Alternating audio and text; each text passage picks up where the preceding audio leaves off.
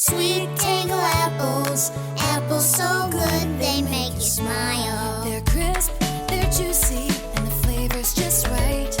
With a taste of citrus, honey, and spice. Sweet tangle apples, ask for them by name.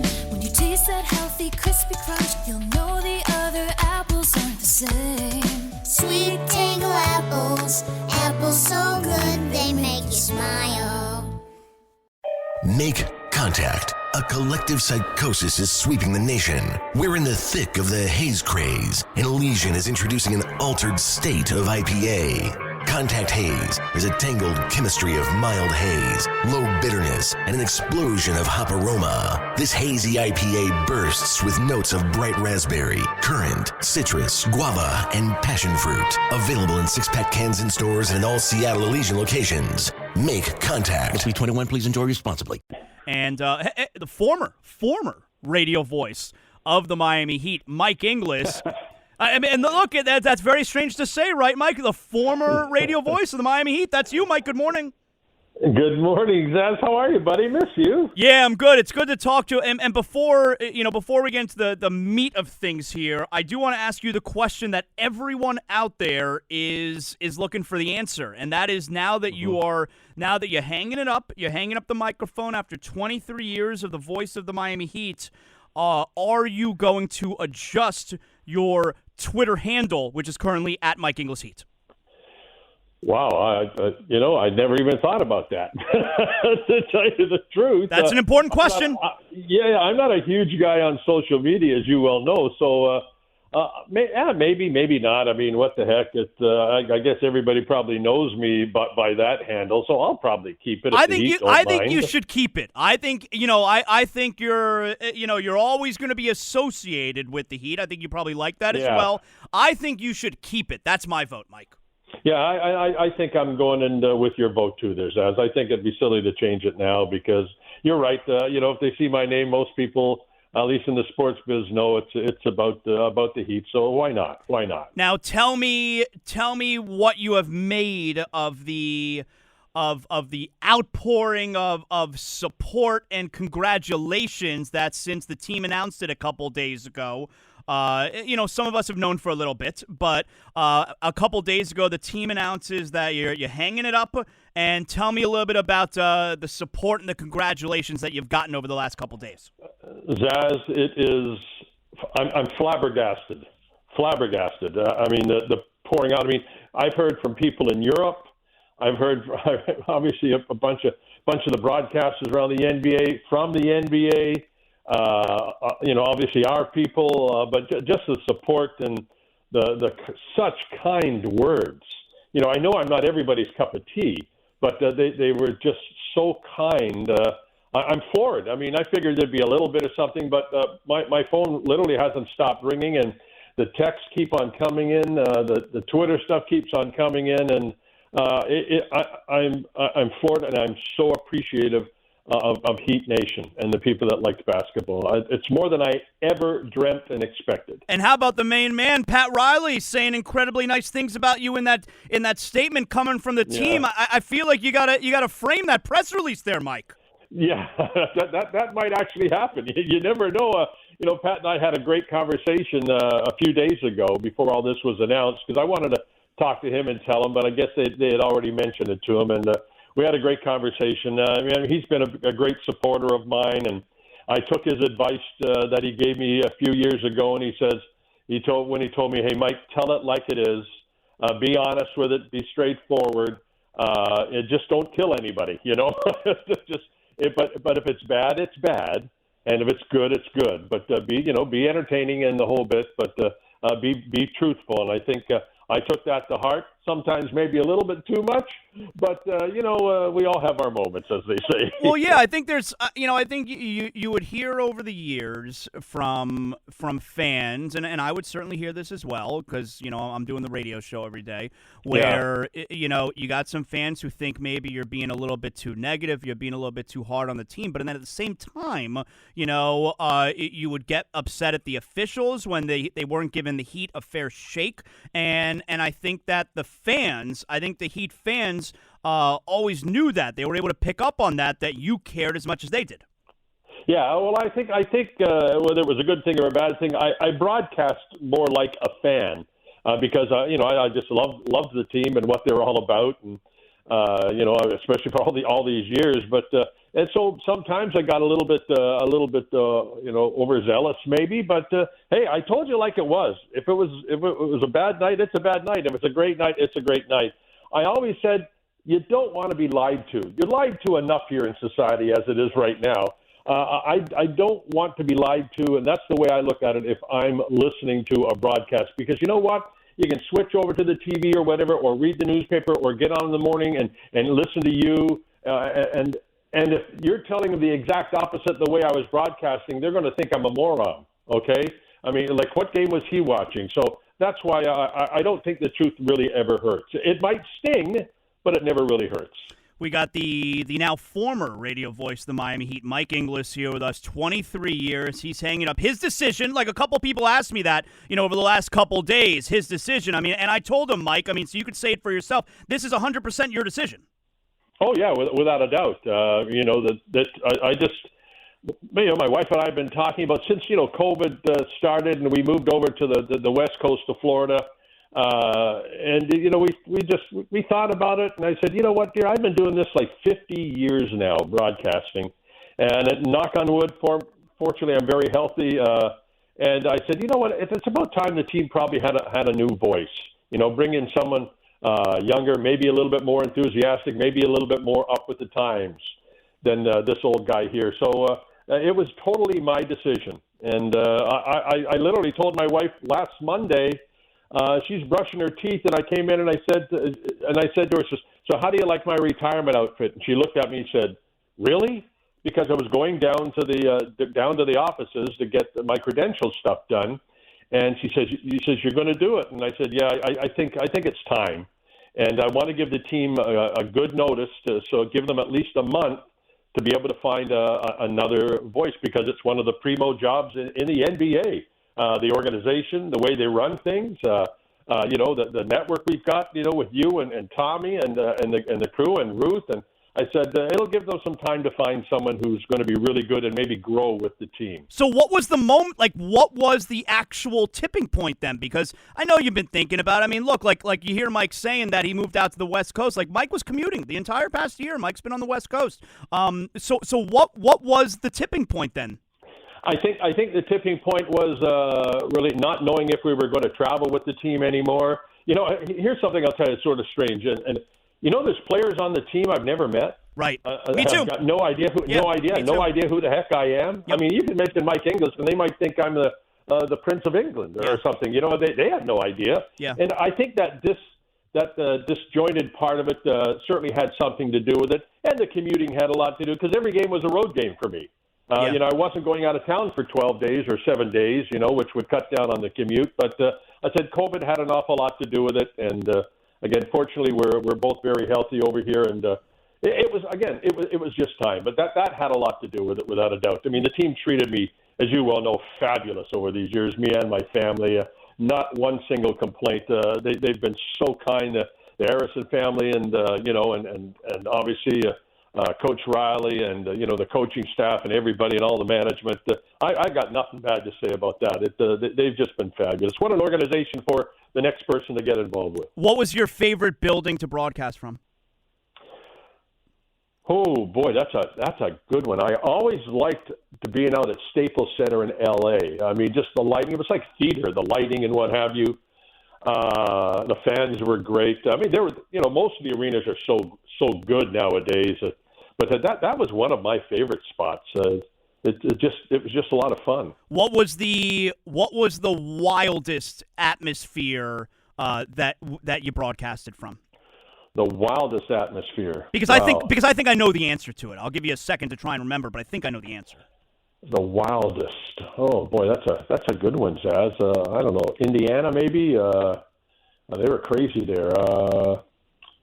I'm not sure, to tell you the truth. I would have expected. I would have expected it to be the game that you did, LeBron's first game back in Cleveland.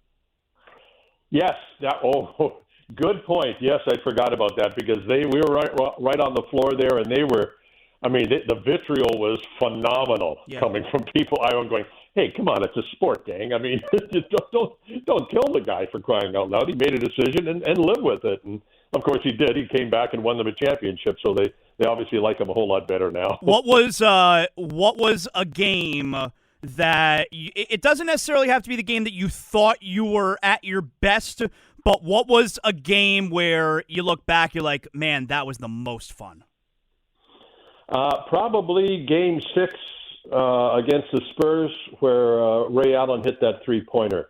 I mean, the emotion and then bringing out those yellow ropes, and that was a blast. You know, it's funny because it's funny because I was listening to the Le Batard guys yesterday, and they were talking a lot about you retiring, and they were talking about that call, and it's such a great call because they made the point where you were so sullen.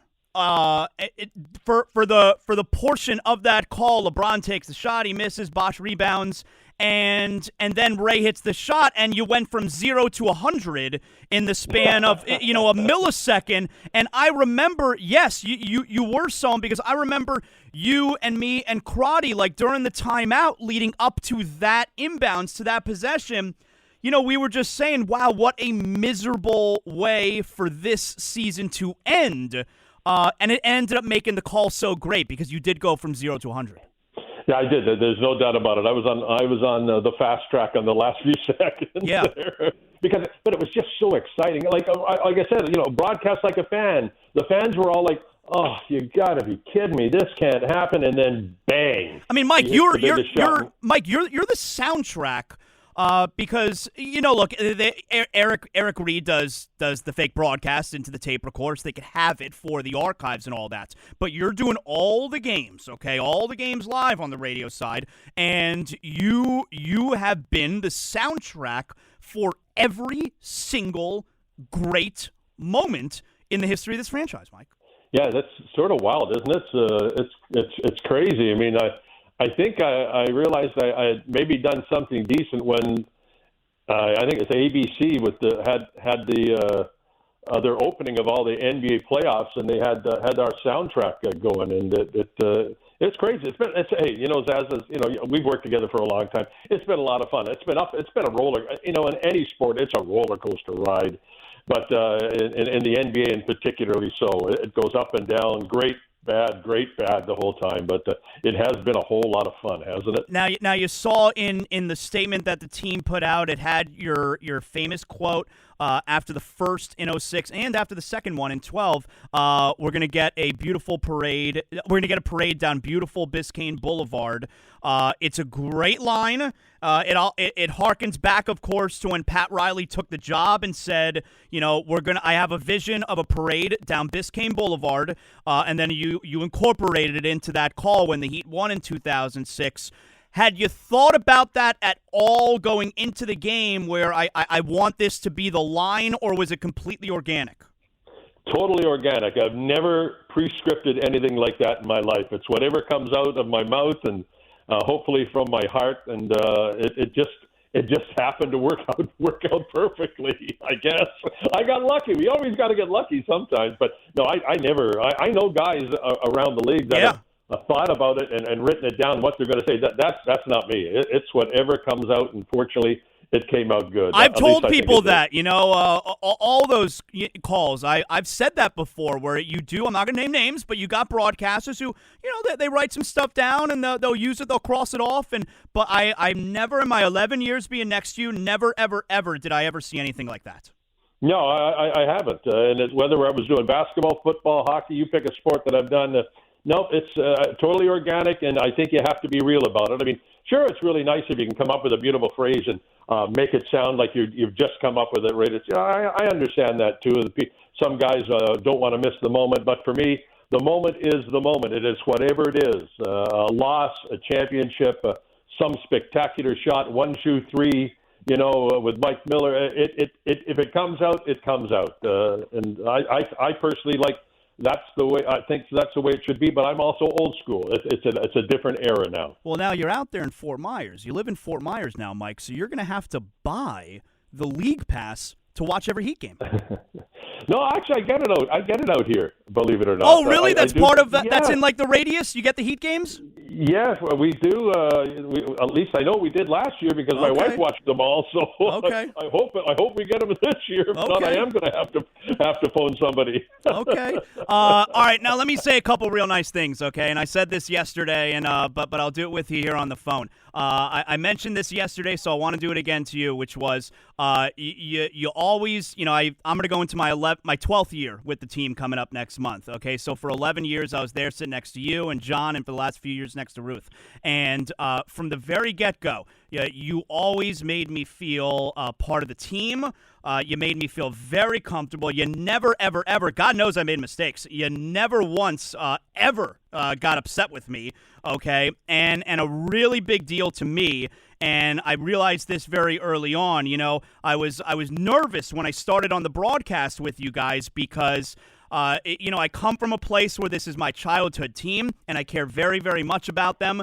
And, I was worried, my behavior, which I'm not going to sit there being a total fan during the games, but still, I'm going to give the fist pumps. I'm going to be into it, And Yeah. and never, ever once were you not okay with my behavior during the games. And that it starts with you. You're the play. As a team, you, John, or you and Ruth. But it starts with you. Okay, you're in charge. You're the voice. You're the play-by-play guy. And never once was I made to feel that I can't behave and enjoy the game the way that I want to. And that was really important to me. And I am very, very appreciative of that, Mike. Well, Zaz, you brought so much great energy and information too, though, and I just love some of the lines that you came up with and kept throughout the broadcast all those years. Bad news for whoever it was, and I thought that's that's synonymous with Miami Heat broadcasts. It's great. You've done a great job, and you've also been a very good friend, and getting a chance to see your family grow up and the whole bit with you. It's been very, very cool. But you're a pro. You're a pro's pro, and I think you did a spectacular job. You really did. Well, listen. For 11 years, I was next to one of the greatest, and I got to learn a whole lot. So, just a terrific job out of you, Mike. A big time congratulations. The pleasure was mine over the last 11 years. And look, you're gonna do a lot of screaming at the television now. Your wife's gonna get very tired of you during these games. Probably so. I'm gonna have to try to keep it down, I think, a little bit, so she doesn't want to throw me out of the room and when I'm watching games. But I certainly will be following the Miami Heat, and I'm obviously going to see you again. I'm not totally disappearing. I'm not going to disappear until the end of October, so I'm definitely going to come over and see a game or two and what have you. Well, and it's said in the press release that you're going to join us for one more game. Like, do you know what the detail is there? Do you know what that's about? I know that was a surprise to me, okay. So I'm looking forward to that. It should be a whole lot of fun. Okay, good. And that'll be coming up in October, I guess. Okay. I mean, assuming in October. I'm not too sure, but they'll let me know. All right, they will let you know. All right, Mike, excellent job. Thanks a lot for hanging out with us here today. Congratulations again, and we'll talk soon. All right. Zaz, you give me a call anytime, and best of luck to you and your family, and be well and stay safe, buddy. Okay. All right, thank you, Mike. Appreciate you. The world moves pretty fast. 1 minute you're standing, the next you're dragging. How can you keep up? I'll tell you. I'm Ira Madison III, host of Keep It.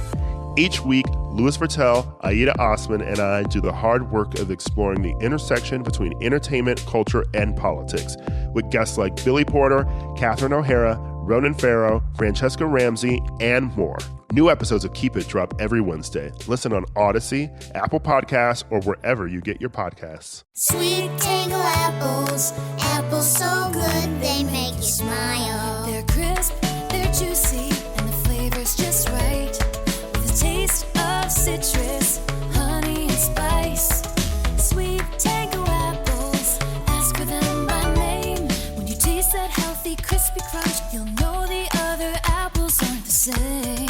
Sweet tango apples, apples so good they make you smile. Ah, Carpe diem. Seize the day. And that means it's time to get out there and explore an affordable luxury before summer is but a memory. Bye-bye. Hey there, I'm Gregor. Get into Lexus of Tacoma at Fife and take advantage of their Golden Opportunity Sales Event. Get 0.9% financing on most new Lexus models, unlimited car washes, for as long as you own your Lexus, and tickets to Point Defiance Zoo. Call 253-922-7100 or visit LexusofTacoma5.com. 0.9% APR on most models on approved credit. Exclusive official fees, taxes, and dealer charges. See dealer for details.